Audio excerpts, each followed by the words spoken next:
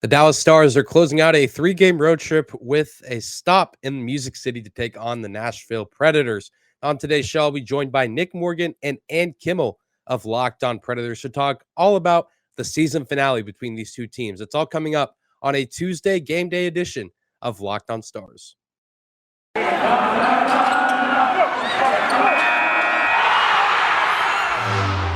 Your Locked On Stars, your daily podcast on the Dallas Stars. Part of the Locked On Podcast Network. Your team every day.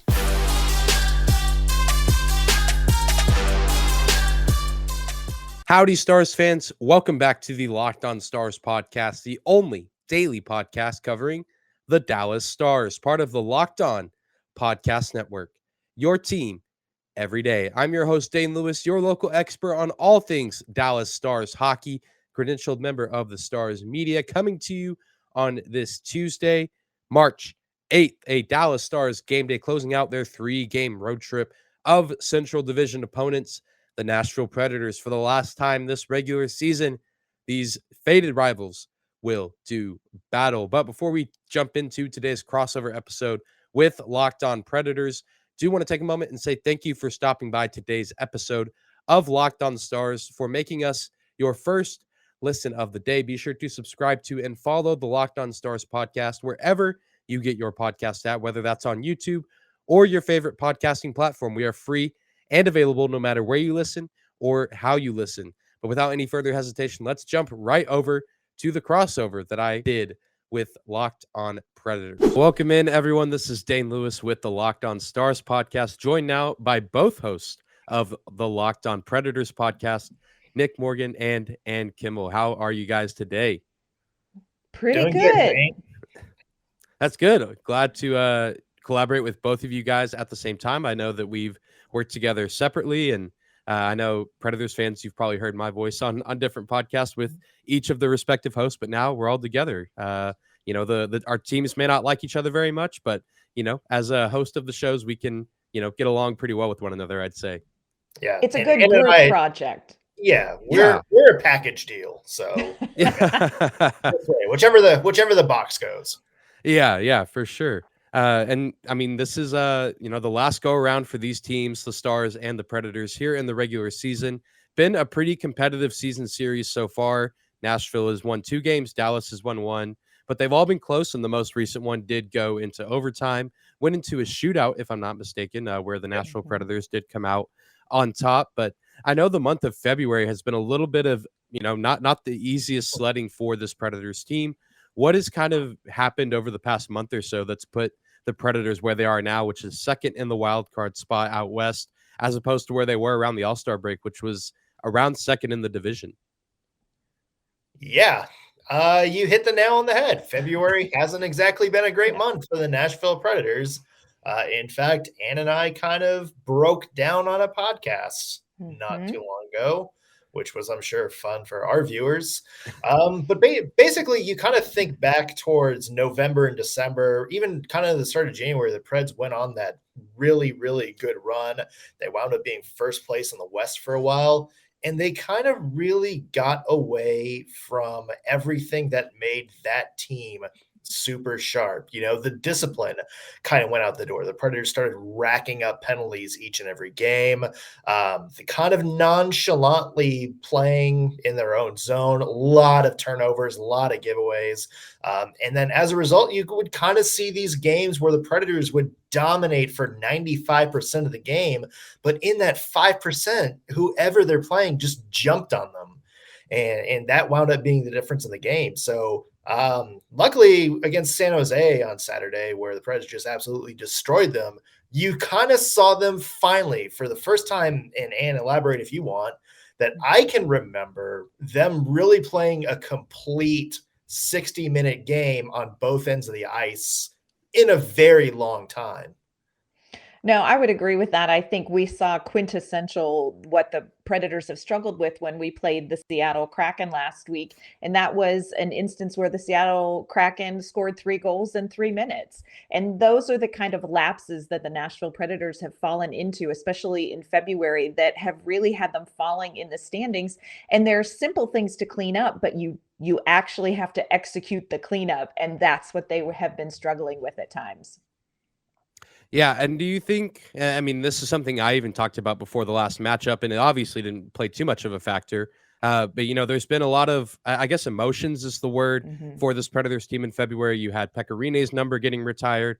You had the Stadium Series game against Tampa Bay, which is just a unique experience for these Southern-based franchises like Nashville, like Dallas, to have these outdoor games. Do you think that any of those kind of extracurricular things have affected this team? Because I know the Stars have fallen victim to that kind of stuff in the past and even this season, we had a jersey retirement night, and then the Stars went out and put up 0 goals in that game.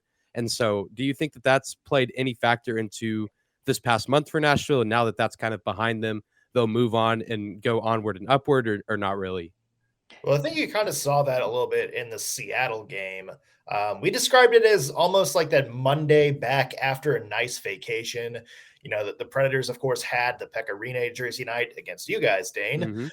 And then the Stadium Series after that, where, even though they lost the actual game itself, it was a big night, kind of a lot of different stuff in terms of game presentation. The players, even the next day, did like a nice little family skate.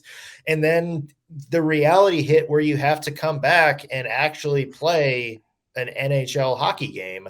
Not only that, but you're entering a stretch run that's probably going to be the most important for the year for the Preds. And I do think, they looked a little sluggish out of the gate. Like they really weren't ready to ramp up kind of back into their normal routine. You definitely saw that against Seattle. San Jose, hopefully, maybe a better sign of things to come, that they've gotten over that and are now kind of getting back to, okay, the party's over, nothing really to look forward to except the playoffs. And now that's what we have to work towards. I would And agree with that. It's a hockey hangover going on here in Nashville right now for sure. Yeah, certainly seems to be that way. And I know that, now it really is springtime. Baseball doesn't seem to be really anywhere close. So I feel like more people are maybe starting to tune into hockey. And so with the playoffs on the horizon, hopefully that incentivizes some of these teams to play up to the level that they need to. And I think Nashville will, likely from what we've seen this season, follow suit on that. But the big name on the roster right now, I know for you guys, and there's kind of curiosity of whether or not he's still going to be on the roster by the end of March, is, of course, Filip Forsberg. From you guys' perspective, where do you think he will end up by the trade deadline? Do you think he still will be a Nashville Predator? Do you think he's going somewhere else? How do you guys see it unfolding? Yeah, this is the hot topic in Nashville, and really it's kind of becoming the hot topic in the NHL. Where is Filip Forsberg going to land? And this is something that everybody here is kind of watching with bated breath. Every day we wake up and think, is this the day? Maybe today we'll find out that he's signed. And it's very interesting because this whole Filip Forsberg saga is just not happening in a vacuum. And I think so much of how the Nashville Predators are playing between now and the trade deadline can have an impact on the decision that David Poile makes. Our general manager, David Poile's been very clear that he wants to sign Filip Forsberg. He wants him here in Nashville. And I think that's the general sentiment from everybody. They would like to re-sign him here, but it just hasn't happened yet. And I think there's a temptation, on Filip Forsberg's part to really kind of test the market, because I think he could probably find some teams that may pay him more than what David Poile is willing to pay him. So it's so very up in the air right now, which feels horrible to everybody here in Nashville. But I think the sentiment here is we want him signed. David Poile is very clear he wants him signed, but it just hasn't happened yet. And every day that goes by that he doesn't sign, it just feels a little more uncomfortable. Yeah, and it's almost like PTSD from Ryan Suter 10 years ago this summer, where everybody was like, okay, he's not re-signed, but we're close, so we're going for it. It's just a matter of time. And then when he went to Minnesota instead, that kind of set the Preds back. So I think fans are definitely anxious. When you talk to them on Twitter or read the message boards or whatever, you hear a lot of them saying, I don't want to risk it. If Philip's not signed by March 21st, then the Preds need to trade him for something.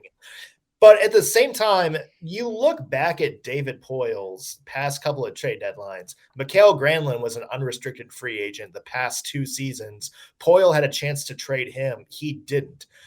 Same thing for Craig Smith a couple years ago. Nick Bonino was another guy who reportedly got, looked at the deadline. Even last year, Ryan Ellis and Matthias Ekholm, two names that a lot of teams were interested.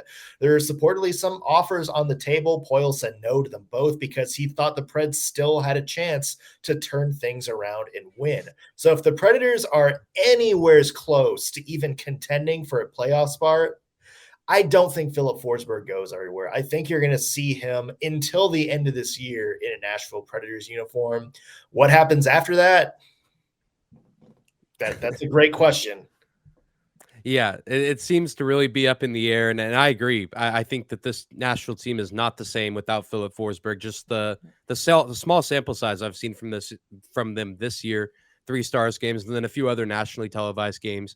Such a gifted player, and obviously in the top 3 in scoring on this Predators team for a reason.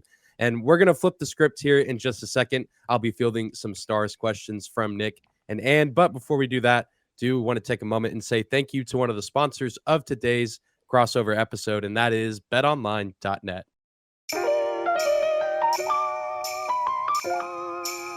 Football might be over for this season, but basketball is in full swing for both pro and college hoops. From all the latest odds, total player prop performances, to where the next fired coach is going to land, betonline.net is the #1 spot for all your betting needs. BetOnline remains the best spot for all your sports scores, podcasts, and news this season. And it's not just basketball. BetOnline.net is your source for hockey, boxing, and UFC odds.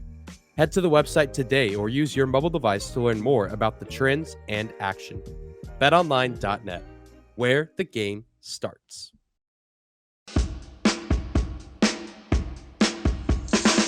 Yeah, Dane, I know you were asking us some questions about the Preds before the break.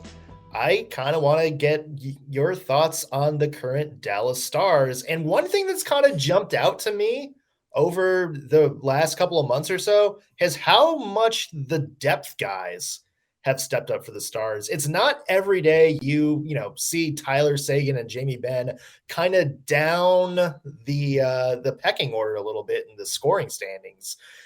And yet the Stars are still winning and they're doing very good. And they have a lot of guys stepping up, it seems.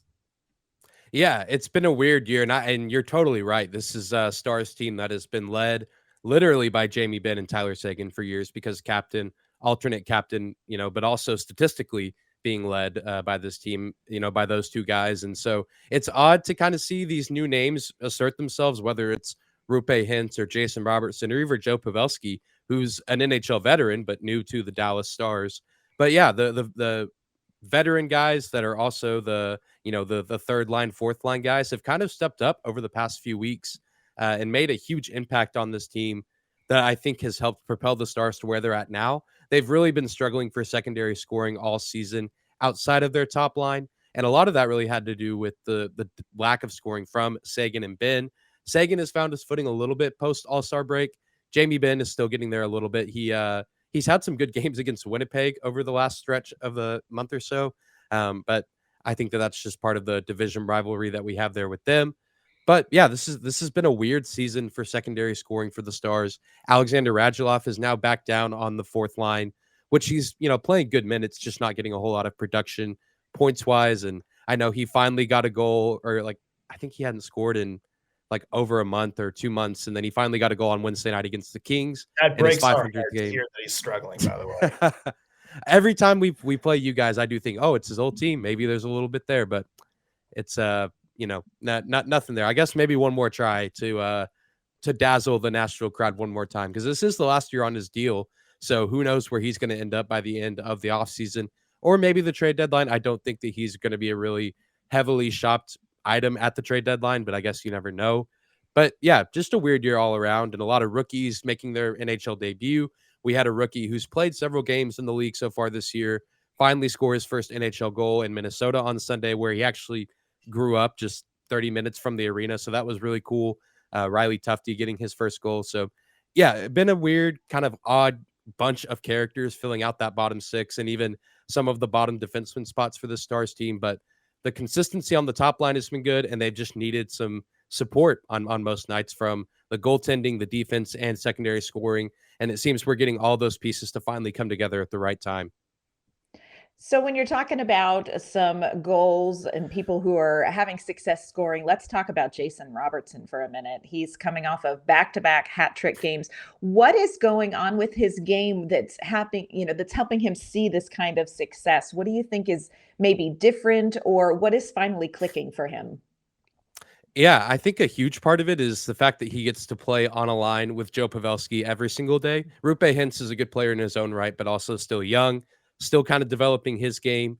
But Joe Pavelski, like we said, NHL veteran who's done his stuff for so long, and I'm the people who cover the Stars along with me that I've had on the show or read their articles kind of say the same thing.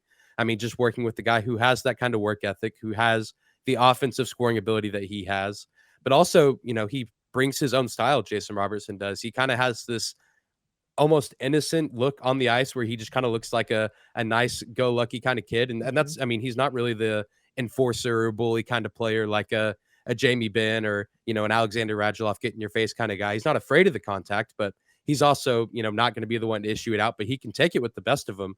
And I think he just uses his body and his skill set really well because he's a big guy, not the biggest guy on the ice, but still, pretty strong and pretty big. So not afraid to go down by the net where there could be a lot of bodies. And even when he's down there, he's not just got the power, he can handle his stick a little bit.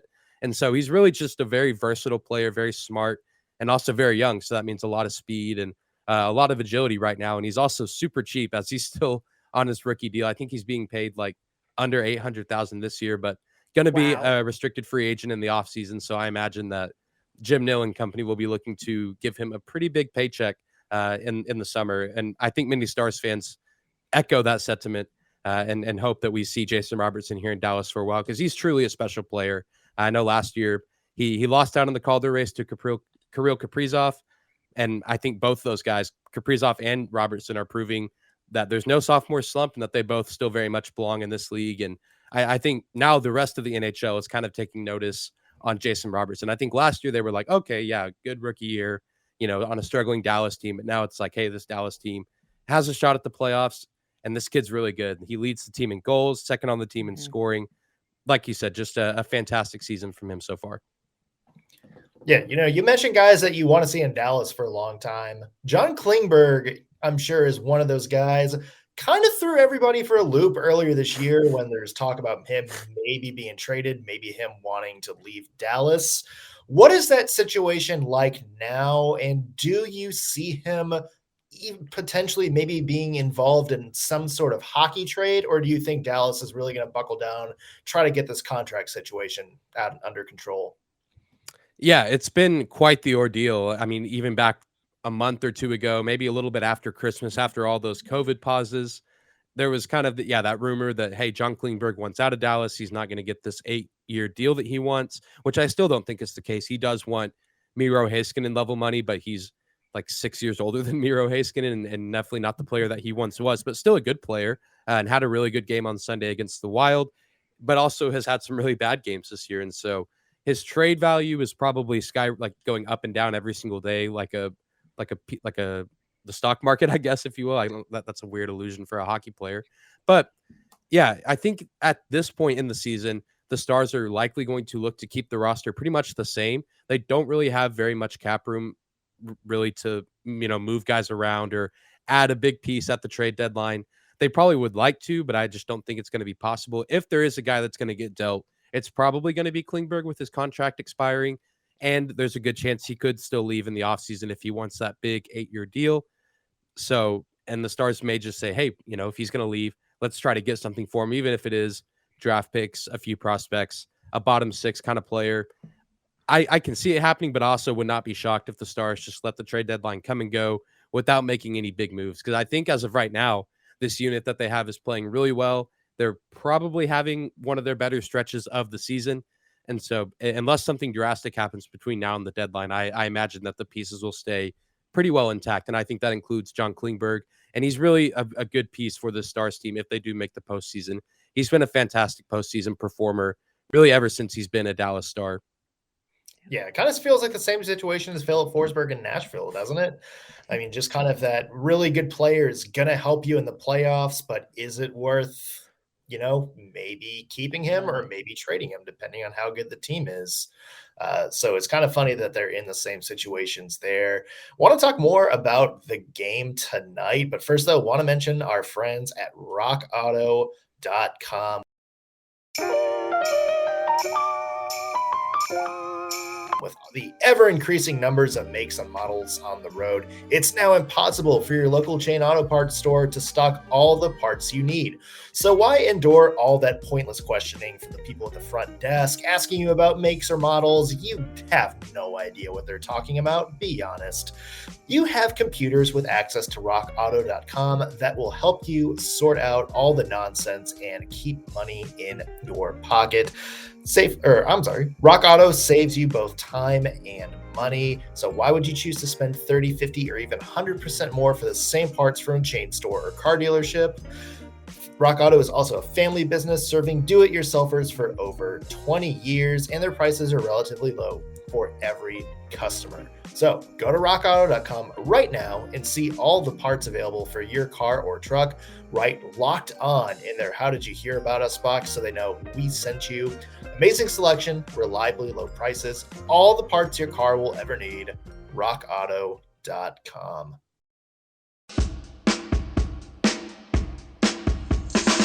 We're talking about Preds versus Stars tonight, the finale of the rivalry, I guess you say. Dane, I know we've talked about it. They've gone back and forth so many times this year. Each game has been close. You got to think it's going to be the same way tonight, right? Yeah, absolutely. Just about every division game for this Stars team this season has been close. Even the games against Arizona, as much as I hate to admit that. But that's just how it is in the Central this year. It's a competitive division. Really, realistically, you still have 6 teams in contention for the playoffs.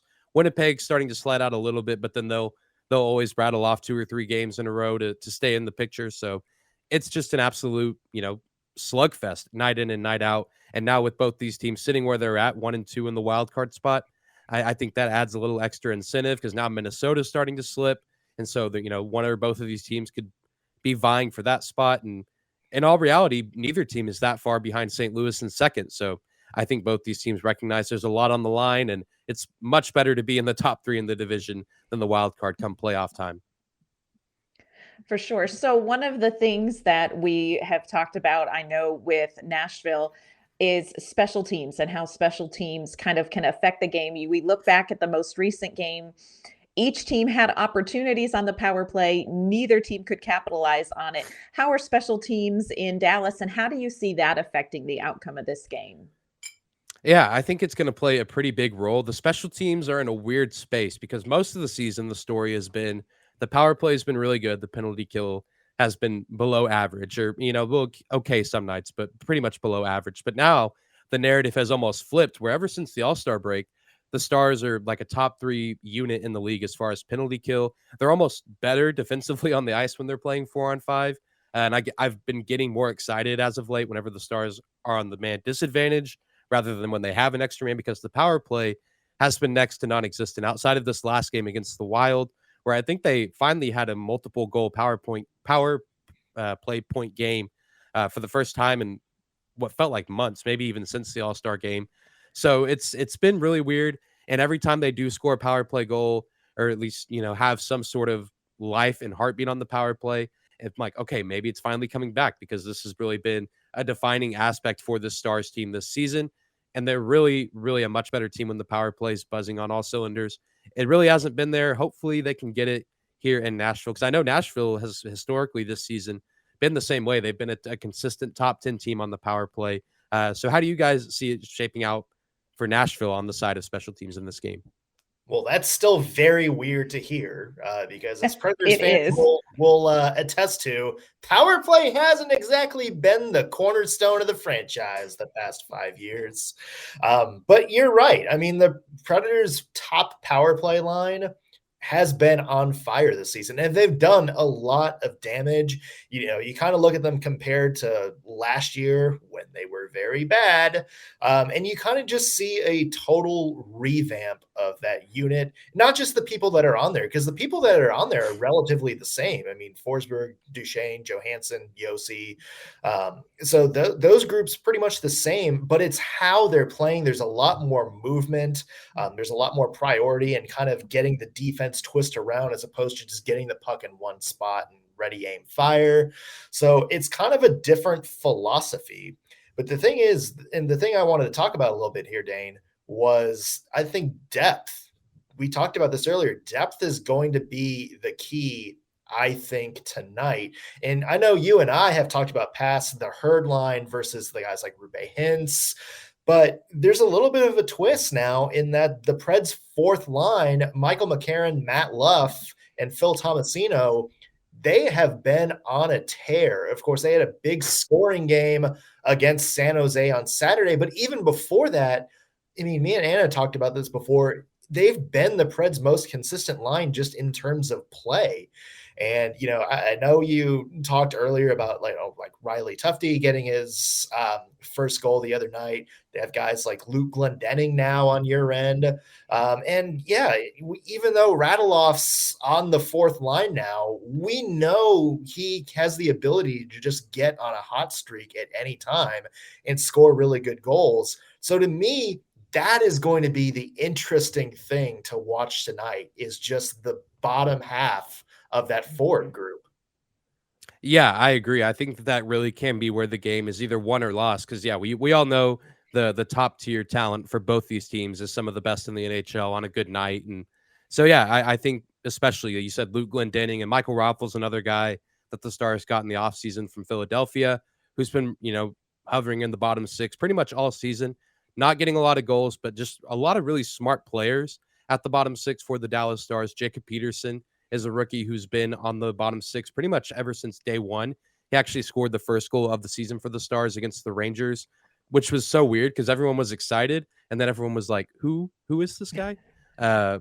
So really good season from him. He's actually built really good chemistry with Alexander Radulov. So hopefully, Radulov either passing to him or, working with him along the boards, they can get a little something going. But yeah, I think that's really going to play a huge part. And I also think the goalie matchup has the potential to be very exciting if we see UC Saros from Nashville and if Jake Ottinger gets the start, which I imagine he will, given the month that he's had.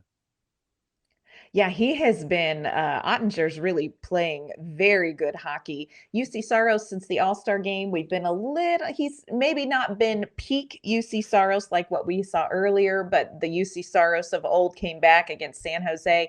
I think for Nashville, it's the question of which team is going to show up. Is it going to be the team that played the Seattle Kraken that can't get out of their own way, or is it going to be the team that played San Jose, who can execute near flawlessly? And I think that's going to have to be the performance the Predators have if they want to beat this Stars team. So if we're talking predictions, how do you see this game playing out, Dane? And give us your prediction for score. Sure. I think this one has the potential to be somewhere in the middle, nothing too crazy high scoring, but not too low scoring. Like, I think both goalies will have good games, but still let a few slip by. I can imagine it also going to overtime, and I think that would make the game a little sweeter just because, like we said, even before we started recording, never a dull moment with these teams, and always fun to watch it come down to the wire. I can see this game really going either way. I think the Stars are really hot right now. They've won 4 straight, including 2 on the road. They're pretty much all their games in March are on the road. I think they only have like 3 more home games between now and the end of the month. And so if they really want to continue what they're doing, being in, contention for a top 3 spot in the division, they need to close out this particular road trip with the win.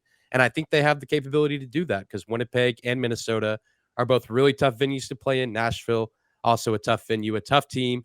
And I think Dallas is ready to take on that challenge. And, then they're off for the next several days. I don't think they play until Saturday. So I think that they'll be excited and ready to kind of close the chapter of this road trip and then take the mind off game hockey for a little bit. So my prediction will be 4-3 Stars, and I can definitely see it going to overtime. I'm going to switch that a little bit. I'm going to go 4-3 Predators. The thing we haven't really talked about, This is kind of close to a must-win game for Nashville. Maybe not this particular game being must-win, but this stretch, they have got to get hot during the stretch because they play a lot of teams where they are fighting for ground against in that Western Division. They also have other teams coming up like Toronto, who's been very, very good in the East. So these are all very, very good teams. This is where the Preds are going to make or break their season. And they're coming in first game at Bridgestone Arena since the Stadium Series. They're going to be fired up. They're going to be focused. They're going to be a little bit refreshed after that San Jose game. I think the fact that they just straight up whooped the Sharks as bad as they did, I think that gave them a little bit of a confidence reset, and you're going to see them coming out here guns a-blazing. And I think that home crowd is going to help Nashville propel past the Stars tonight. And I'm going to go here with Nick. Not to play favorites here, but I think that because it's in Nashville, I think that gives Nashville a little bit of an advantage, just that home arena advantage. And I also think they're coming in confident but aware. I think they're very aware of what they have to do to beat a team like Dallas. I think this is going to be some really fantastic goaltending. I think it's going to be a 3-2 game. I also can see this going to overtime. I'm going to give the advantage to the Preds, but this is going to be a close one. Yeah, absolutely. It seems that we're due for a good matchup every time, and I'm excited to watch it unfold. And this is the finale of the regular season, but if things fall the right way, maybe we'll get ourselves a 7-game playoff series with these teams. Let's do it. Bring it on. Yeah, that would for sure be a good time. But thank you guys, Nick and Ann, for crossing over today. Really do appreciate working with you guys and getting to talk a little bit of hockey. Yeah, thanks, Dane. Thanks for having us. Well, I certainly hope you guys enjoyed today's crossover episode. To get you ready for tonight's big matchup, I hope that this is a fantastic game, and I hope that we're talking about a Dallas Stars win tomorrow. But that's going to do it for today's episode of Locked On Stars. Be sure to subscribe to and follow the Locked On Stars podcast if you do not do so already. Thank you again for making us your first listen of the day, and I'll go make your second listen of the day, the Locked On Fantasy Hockey podcast, hosted by Flip Livingstone and Steele Roden. Free and available no matter where you listen to your podcast or how you listen to your podcast. They upload episodes every Monday through Friday, just like we do here at Locked On Stars. Be sure to also give me a follow on Twitter at Dane_Lewis. That's at DANE 2_ LEWIS. You can also find the show's account on Twitter just at Locked On Stars. Almost to 700 followers over on that page. Be sure to give us a follow there as well. We'll see you back here tomorrow, Stars fans, for a full game reaction of the Stars Predators matchup. We'll see you there, for Stars fans. Have a great Tuesday.